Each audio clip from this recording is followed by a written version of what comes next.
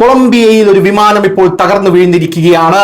6 പേർ അതിൽ മരിച്ചു എന്ന റിപ്പോർട്ടുകൾ പുറത്തു വരുമ്പോൾ എങ്ങും സംഘർഷ സാധ്യതയാണ് നിലനിൽക്കുന്നത് എന്ന് നമുക്ക് എടുത്തു പറയാൻ സാധിക്കും. അതിന്റെ പ്രധാനപ്പെട്ട ഒരു കാരണം, ട്രംപ് ഏത് നിമിഷവും കൊളംബിയ ആക്രമിക്കുമെന്ന് പറഞ്ഞിരുന്നു. ഇത് അമേരിക്കയുടെ ആക്രമണമാണോ എന്നാണ് കൊളംബിയ ഇപ്പോൾ സംശയിക്കുന്നത്. കൊളംബിയയിലെ ബോയാക്ക പ്രവിശ്യയിലാണ് ഒരു സ്വകാര്യ ചാർട്ടർ വിമാനം ഇപ്പോൾ തകർന്നു വീണത്. ഇത് എങ്ങനെ തകർന്നു വീഴുന്നു എന്ന് ആർക്കും ഇപ്പോൾ അറിവില്ല.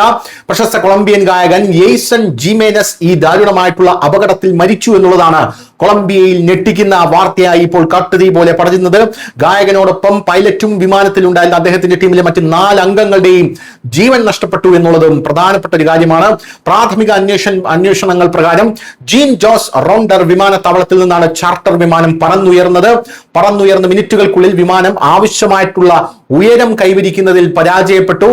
റൺവേക്ക് സമീപമുള്ള ഒരു വയലിൽ അത് ഇടിച്ചു കയറി വിമാനത്തിന്റെ അവശിഷ്ടങ്ങൾക്ക് തീപിടിച്ച് ക്രാഷ് സൈറ്റിൽ നിന്ന് വലിയ രീതിയിലുള്ള സ്ഫോടനമുണ്ടായി. ബോയാക്കയിലെ പീപ്പയ്ക്കും ഡുയിറ്റാമയ്ക്കും ഇടയിലുള്ള പ്രദേശത്താണ് ഈ സംഭവം നടന്നത് എന്നുള്ള റിപ്പോർട്ടുകളാണ് ഇപ്പോൾ ലഭിക്കുന്നത്. ബോയാക്കയിലെ ഒരു സംഗീത പരിപാടിയിൽ പങ്കെടുത്ത് മടങ്ങുകയായിരുന്നു യെയ്സൺ ജിമേനസ് എന്ന ഉദ്യോഗസ്ഥർ പറഞ്ഞു. മരിനില്ലയിലെ മറ്റൊരു പരിപാടിയിൽ പങ്കെടുക്കാൻ എത്തിയ മെഡലിൻ വിമാനത്താവളത്തിലേക്ക് പോവുകയായിരുന്നു അദ്ദേഹം. നിർഭാഗ്യവശാൽ ലക്ഷ്യസ്ഥാനത്ത് എത്തുന്നതിന് മുമ്പ് വിമാനം തകർന്നു വീഴുകയായിരുന്നു. News desk news India Malayalam.